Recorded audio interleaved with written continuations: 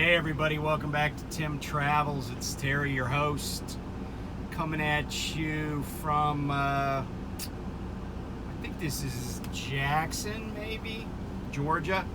And this is exit 205 off of I-75. I'm at this JP Marathon place. I did something I rarely do, but I paid for parking here. It is a lovely parking lot. You could practically eat off of it. The spaces are really big, plenty of room to maneuver. I think Kramer painted the lines for these spaces because they are luxury spaces. It was 12 bucks, but I had a good week, so I was like, yeah, I'm splurging for parking. And you know, I gotta say this, I'm pretty loyal to Love's, although I like to, you know, I tend to fuel at either Love's or at Pilot Flying J. I almost never go to Petro/TA. I parked with my back to the sun, but this still doesn't work. Anyway, I'll sit back. I don't know, maybe that's it. Anyway, so a few things. So I dropped the load that I repowered.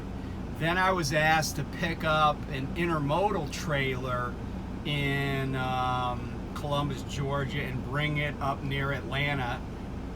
It already had been deprimed and had pedigree mud flaps and stuff on it, so I'm not even sure why it was at this Hostess bakery place, but whatever.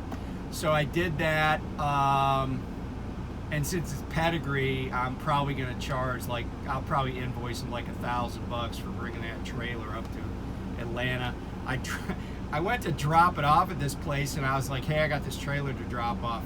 And I don't know if the guy thought I was returning a trailer I rented from these guys, but after about 15 minutes, because he had said, oh, as soon as I get off this call, I'll be right out. I'm like, okay. And after about 15 minutes, I was like, I don't think this dude's a lawyer, so he shouldn't be on any call for 15 minutes.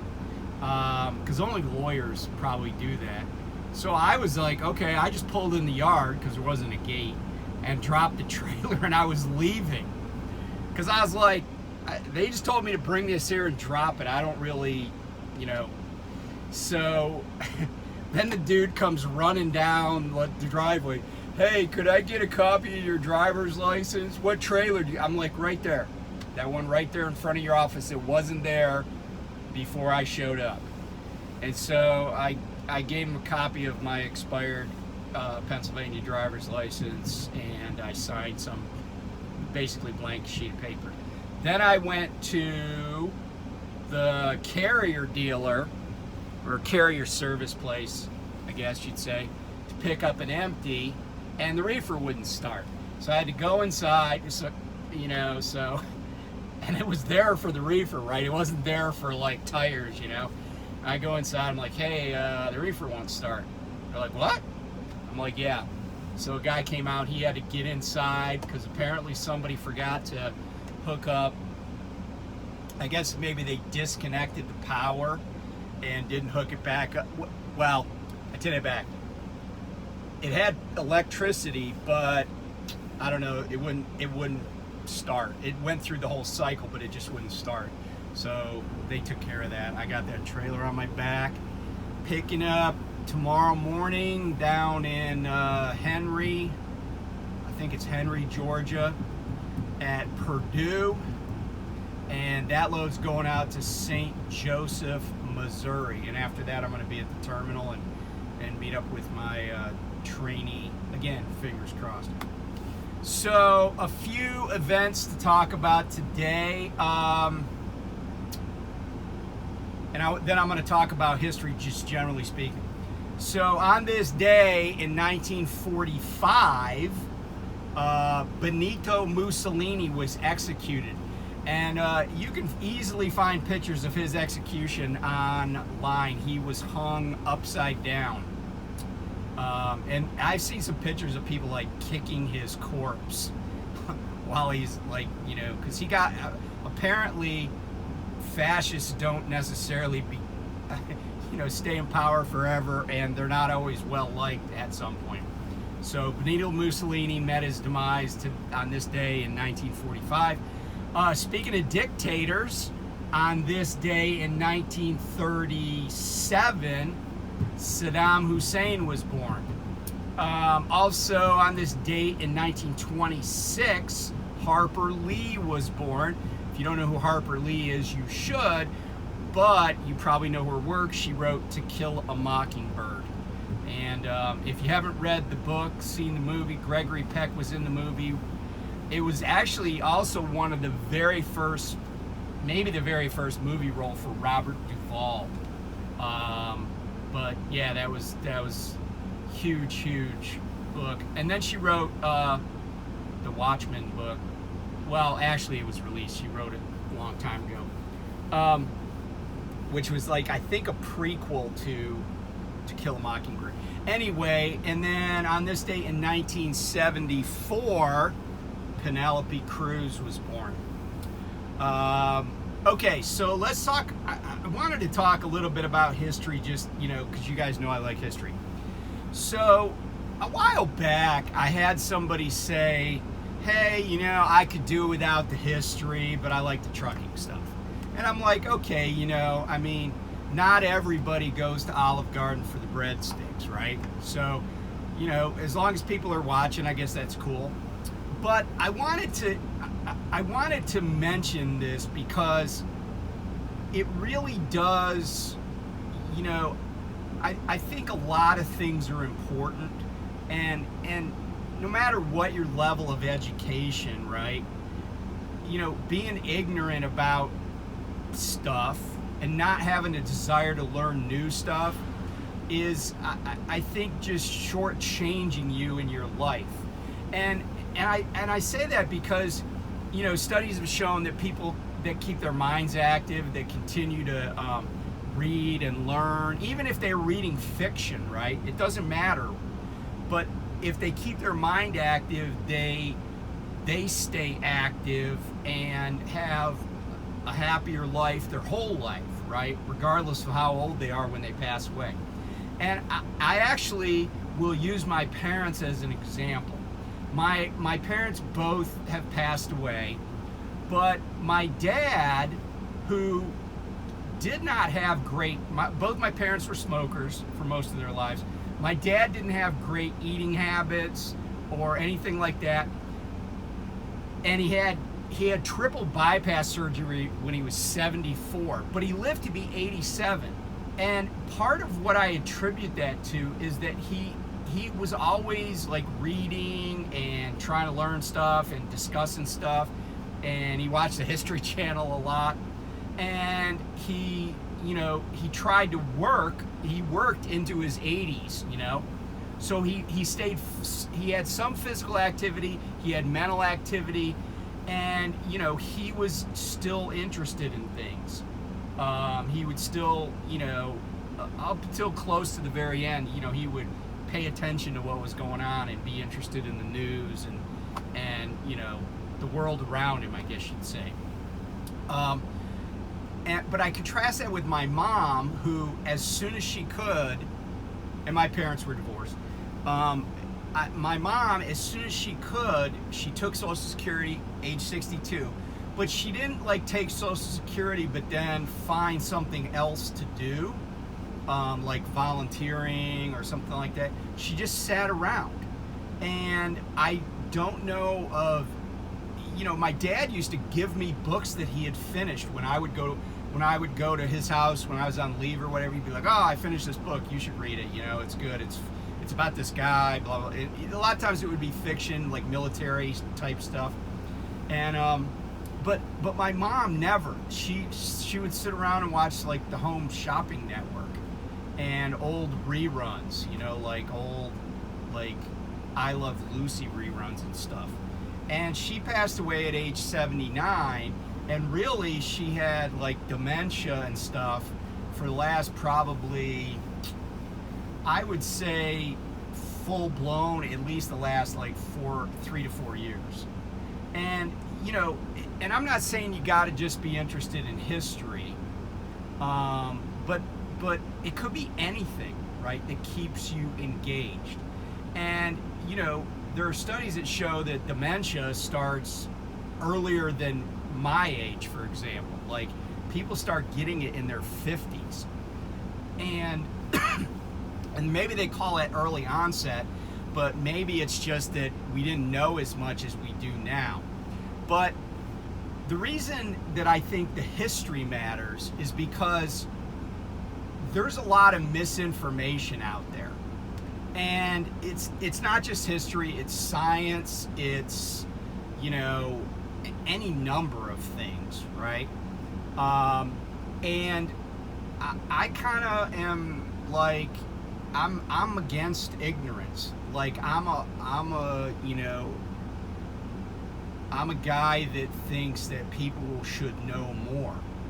And when I see surveys where like a quarter of the people can't name a single branch of government, and only 20% can name all 3 branches of government, it's really concerning, right? Because where people don't know why things happen. And there's a saying that people that don't understand history are doomed to repeat it. But it's interesting because I mentioned Mussolini, right? I mentioned fascism. I took a class in college called Era of Dictators, and it was basically about Mussolini, Hitler, Franco, and then like Tojo and his folks in Japan, right? But a lot of the signs of fascism, right, that were present in the 1930s and 40s are present today in our country. And if you're not familiar with what that looks like, and I'm not suggesting, sorry, I got an itch in my eye. I'm not suggesting that you study history so you can understand how fascist America has gotten or how fascist certain states have gotten, right? But there are alarming parallels. Now, does that mean we're going to end up being fascist? I don't know. But I do know that a lot of people in Germany, for example, never, at the end of World War I, and through the 1920s, never in a million years would have thought what was gonna happen, what ended up happening was going to happen. Like, never in a million years. Why? They didn't recognize the signs. Same thing with Italians, same thing with Spaniards, right? And this is not that long ago, right? It's not even 100 years ago. And and history does repeat itself sometimes. But I often hear like people saying that we shouldn't study things because like here's an example. There was a high school in New York City that, and they have a lot of like what I would call like specialized high schools, right? But this high school was going to be specialized in like the Middle East, and the Arab world, basically. And there's so much to learn there, right? And one of the things they were going to do is they were going to teach Arabic. And this was closer back towards 9/11, and people freaked about teaching Arabic. And I was like, how stupid can you be, right? People were calling it a madrasa and stuff like that. I'm like, one of the problems, one of the reasons that 9/11 was able to happen is because we don't have enough people in this country that are willing to work for the federal government. So that's the caveat there. Willing to work for intelligence agencies that speak Arabic, especially well, right? It's a hard language to learn. And as an aside, I've been trying to learn Arabic and get a little bit more familiar with it. Why? I don't know, because I want an intellectual challenge. I study Arabic almost every day, a little bit, just maybe 10 minutes at a time. I use Duolingo. But it's of interest to me, and it should be of interest to at least somebody in this country, because there are about 25 countries where Arabic is the main language. Like, it's a huge part of the world's population, and it's not just, it's in a lot of places where you might not think, but it stretches basically halfway around the globe, the Arabic speaking world. But that's just one example. But another example I would just throw out there is critical race theory. You know, people are so butthurt about it. They're like, oh, well, it'll make white kids feel bad. And I'm like, well, first of all, it's not called biased race history. It's called critical. And if you don't know what the word critical means, then that in and of itself is a problem, right? That's a vocabulary problem, right? Critical means picking something up and looking at it from all sides to understand everybody's thinking about it, right? I took a course in college called Critical Analysis in Reading and Writing. It was a 6 credit hour English class that I took, okay? And what we had to do was take controversial issues and look at them from every side. We had to write papers supporting every single person's arguments, even a position that we ourselves thought was wrong. We had to argue for that. And just like in law school, when I took Introduction to Appellate Advocacy, I had to go advocate a position that was just ridiculous. Like, I knew I was gonna lose, and of course I did, right? I knew because it wouldn't hold water. But it was a great exercise because I learned to look at everything from all the sides, right? Because a box, right? How many sides does it have? Doesn't have 4, it has 6, you know? And you gotta look at all sides. And so that's why I do what I do. It's an exercise for me, but I also hope that it's an exercise for other people. Okay, so I'm gonna step off my soapbox there. Hope that explains a little bit. I was talking yesterday about having a fleet manager, and you know, somebody made a comment to me, and they said, and they said, hey, you know, my fleet manager has been with Prime for a long time, right? A decade plus. And, you know, I just don't get pre-plans in a timely manner. It's like pulling teeth. And they said, you know, I'm really thinking about punching out, right? I'm really thinking about going somewhere else. And they said, what do you think? Now, I did answer them, but I'm gonna expound on that just a little bit, right? I said to them, I said, first of all, assuming that you want to stay in trucking, where would you go, right? And this is also important because I had this conversation with 2 people, one of whom was my son the other day, because my son called me, and I'm not in any way trying to throw him under the bus, because this is a natural reaction that we all have at some point. But my son called me, the first thing out of his mouth was, I'm going to turn my trucking. And I said, okay, let me understand what's going on. He explained all this. And, you know, when he got done, I was like, look, you know, a lot of people are having to wait for loads. That's one of the things that people are talking about on their YouTube channels and conversations. A lot of us have to wait for loads, okay? But waiting for loads, and like I explained, my fleet manager got a load on me that should have picked up just a very few hours after I dropped down in South Florida. But it wasn't his fault that the place wasn't ready. In other words, you know, like when I picked up in Waterloo, Iowa, the window, and I think I mentioned this in the video, the window was like 30 some hours, like not 36, but close, like 32 hours. Okay, but when sales gives a load to a fleet manager, the fleet manager just doesn't know. Okay, and sometimes, and you got to give your fleet manager the benefit of the doubt. Sometimes they may be waiting on a load that they know is coming down the pike that's better than a load that they could put you on right this second, right?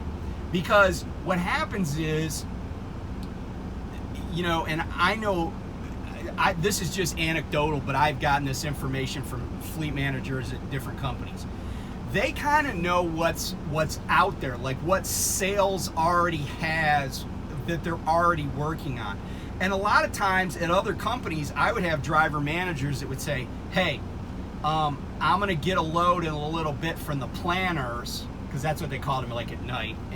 Or even my driver manager at GP Transco would be like, hey, he'd see I dropped my load. He's like, hey, head toward, I'm in, I don't know, say Indianapolis. He's like, hey, head towards Cincinnati. I'm going to put a load on you, right? And so I would immediately leave Indy and start heading down 74 towards Cincinnati, because he was just waiting for all of the I's to be dotted and the T's to be crossed. And sometimes it's just one little issue holding it up. Maybe it's a PO number. Maybe it's just money. Because you ever notice sometimes when loads get put on us in a pre-planned status, actually the price that they're going to pay goes up slightly. Like, it's often not super dramatic, but sometimes it'll be like $5 or $10, right? Well, that's because even when they put the pre-plan on you, sometimes not everything is set in stone. So, I want people to understand that this is part of the process. Are these bang, bang, bang loads like they used to be? No, because back, say a year and a half ago, we were, like everybody was drinking out of a fire hose. Well, now the fire hose has basically been Z-kinked. If you know what I mean. If you know what I mean, you must be a firefighter. But Z-kinked is how you stop like a fire hose that's like where somebody got off the nozzle, but it's still open and flailing around. So it's been Z-kinked, and the flow is a lot less now than it used to be. But you got to have faith in the process, right? And now, if your fleet manager is consistently underperforming, don't quit. Don't go somewhere else. And I say that because I can't imagine. I don't care what another company tells you. I don't care if you're going to some other mega carrier who claims they have tons of loads and stuff. I can't imagine that anybody, especially on the lease side, that drivers are going to do better over the long haul than prime drivers. I mean, supposedly this freight market has been in a downturn for a year now. Okay, how long could a downturn last? It could last 2 years. I don't know. But here's what I do know. If it's been in a downturn in the last year, I haven't starved, right? It maybe hasn't been, it hasn't been shooting fish in a barrel like it was, but it hasn't been horrible. I'm not going bankrupt, right? I've already, I got a new truck coming. I'm going to take that truck. I'm going to run, and I'm going to do what I know how to do, and I'm going to stay positive. And so the other part of that, well, I'm going to take my, I'm going to take my toys and leave. So if you're going to another trucking company, I don't care what they say, right? Because there's always a honeymoon, right? Like the first week you get there, you run 3,000 miles, and then next thing you know, 5 weeks into your employment there, you're running 2,100, right? And they're like, oh yeah, things are just slow. Well, duh, right? And sometimes it's luck. Sometimes it's luck. Like sometimes if a receiver got a load off your trailer, an hour faster, you get a killer load. Sometimes and lots of times that happens. Sometimes you fall in a pile of you fall in a vat of horse shit and you come out smelling like a rose. Other times you work your ass off and it doesn't seem like you're getting anywhere. And you just got to keep the faith. Be an asset to your fleet manager so they'll be an asset to you. But let's say now you're like, you know what, I'm done with trucking. So then you kind of have answered it, right? Like, there's no reason to stay here or any other place if you're done with trucking.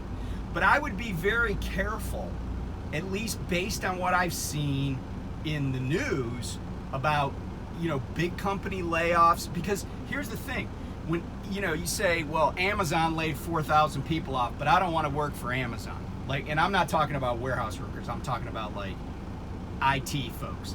And let's say you got an IT background, you're like, but I don't want to work for Amazon. Okay, I get that, but there's 4,000 people on the street right now that are going to be looking for a job in the same industry as you, right? Not everybody is going to, it's like, I used to tell people, if your company offers a buyout, like, you're working in corporate America, we'll call it, not the trucking industry, you're not a plumber, you're in a cubicle, right? You got a kind of a white collar job, right? They offer a buyout, take the frickin' buyout, because guess what? I've seen plenty of times, especially like back in 2008, mortgage companies in the mortgage business especially offered buyouts, and then guess what happened?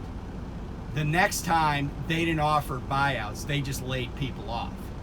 And a lot of people were seriously butthurt because they thought, oh, all these people took voluntary, buyouts, I'm gonna be safe. They weren't, and you wouldn't be. And any company that says, yeah, we're doing fine, they're not. Because if you gotta tell people you're doing fine, if you gotta tell your own employees you're doing fine, you're not, okay? And I just read this thing about a company that basically said, don't apply for a job here if you've had, more than 3 jobs in the last 10 years, right? Companies are still being assholes even though it's not really, even though they're not in a position of strength. It's kind of weird, right? Like, there's layoffs, but then also a lot of people in the job market are just like, nah, I'm not going to work for a crap company that doesn't treat me well. I'm not going to work unless I can work from home. But I tell you all of this because I don't, if somebody's like, hey, I got to just punch out of this, right? I got to pull the plug on this Prime thing or leasing or whatever they're doing. That's okay. But don't do it on emotion, right? Don't do it, on a whim. Don't do it from a position of weakness, right? Do it when it's a good time to do it. And I'm not saying, sometimes you feel like the ship is going down, well then you just gotta, you gotta get in the life raft. But just remember, the life raft is really tiny and you're gonna be on your own, bobbing around the ocean. And if the ship can be saved, save the ship, right? There's a saying in the Navy, don't give up the ship. And the reason is because our ass is gonna be in the water if we do. Now, sometimes you can't change what's gonna happen. It is going to the bottom. But that should be a last resort. And I don't think this ship is sinking. I think you might have some lean weeks. I think you might sit longer than you want to. Pick up a book. I don't know, get on Duolingo and learn Arabic or something. But, I think people that hang in there and hang around are going to be rewarded. Because every person that leaves, they're going to, if things turn around, they're going to be like, let me back in, I changed my mind. And like I said in another video, you can't chase a dollar, or chasing a dollar doesn't work. You got to be there when the dollar shows up. And if you hang, I think you're going to be there when the dollar shows up. At least that's what I'm hoping, because that's kind of my plan. So anyway, thanks for watching. And, if you didn't have a great week this week, do everything you can to make it great next week. And, because what you know, to throw out another like I don't know, phrase, you know, tough times don't last, tough people do. It's kind of true. But anyway, thanks for watching, and I'll talk to you soon. Bye.